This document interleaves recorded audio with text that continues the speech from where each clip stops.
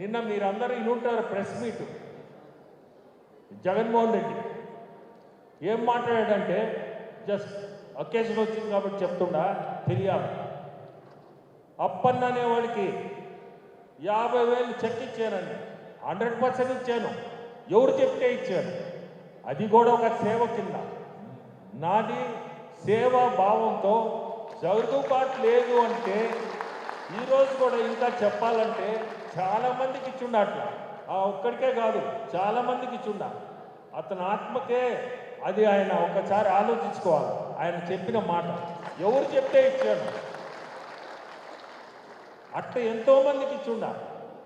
అది అతను జరుగుబాటు లేదు, పేదోడు అని చెప్తే ఈరోజు సేవ చేసే రకంగానే దాన్ని కూడా రోజు చేసింది. ఒక మనిషి శ్రీకాకుళం వాడు జరుగుబాటు లేదు, సుబ్బారెడ్డి వైవి సుబ్బారెడ్డి దగ్గర వచ్చి చేరాడు. ఆయనకి జరుగుబాటు, సుబ్బారెడ్డి నేను ఇవ్వలేనన్నా మీరు సాయం చేయండి అంటే దేవుడి ముందు వచ్చి చెప్పనండి ఎవరైనా. నేను చెప్పేది సత్యమా కాదా, ఊరికనే ఏదో ఒకటి వేయడం కాదు.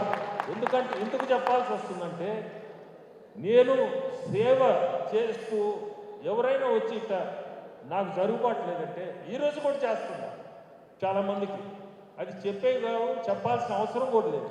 కానీ అతను ఎందుకు చెప్పాల్సి వచ్చిందో ఏమనుకోని చెప్పాడో నాకైతే అర్థం. చెప్పినా నాకేం పోయేది ఏం లేదు దానివల్ల ఏమవుతుంది, మంచి పనే చేశా ఆ రోజు అతని పరిస్థితి అది.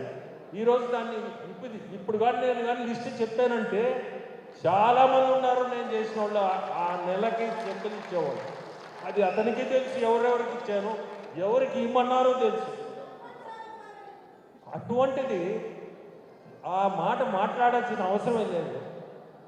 అంటే సేవాభావంతో చేసిన వాడిని నేను ప్రతిదీ కూడా అంతే ఈరోజు గట్టి చేస్తున్నా. సో కొన్ని సేవ చేయకపోయి కూడా తప్పులు అవుతున్నాయి, అనవసరంగా బండలు పడుతున్నాయి. మంచి పని చేసి అంటే సేవలో కూడా మనం ఏ రోజు ఏమవుతో కూడా తెలియటం ఉందా మనం చేసే మంచి పనిలో కూడా.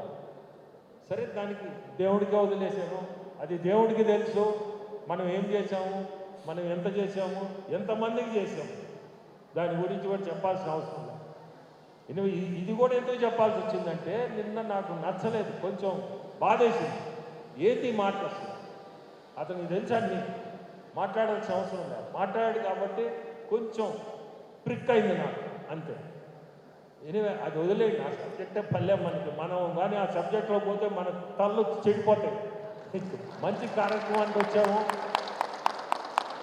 ఈరోజు చెప్పాలంటే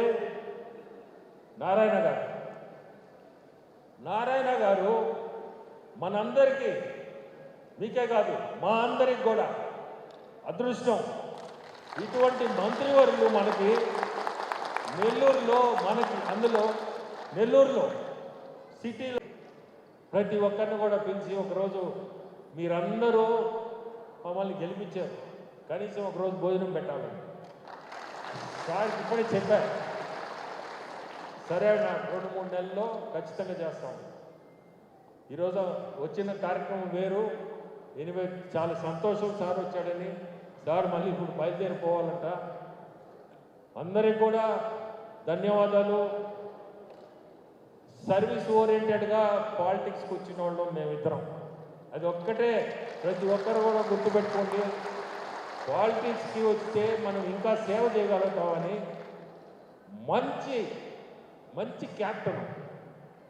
మంచి క్యాప్టెన్ కిందకి వచ్చాం. అది కూడా ఒక అదృష్టం.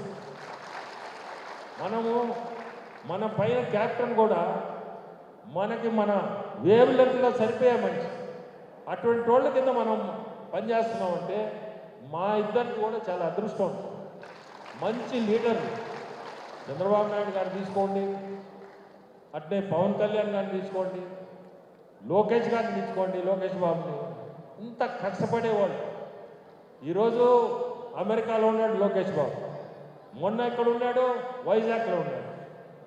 అంటే వీళ్ళు నిరంతరం ఏదో ఒకటి మనం చేయాలి, రాష్ట్రానికి ఏదో ఒకటి చేయాలనే ఒక కోరిక. నిన్న మొన్న చూస్తుంటారు మీరు ఆ సమ్మిట్లో విశాఖపట్నంలో. అసలు దేశంలోనే ఒక సబ్జెక్ట్ ఇది.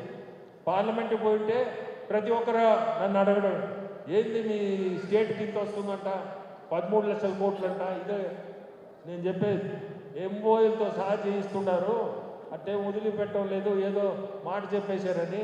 ప్రతి ఎంఓయూ కూడా ఖచ్చితంగా చేయాల్సిందని ముఖ్యమంత్రులు పర్సనల్గా దాన్ని మానిటర్ చేస్తున్నారు. సో ఇట్లా మంచి లీడర్ల దగ్గర వచ్చాం మేము.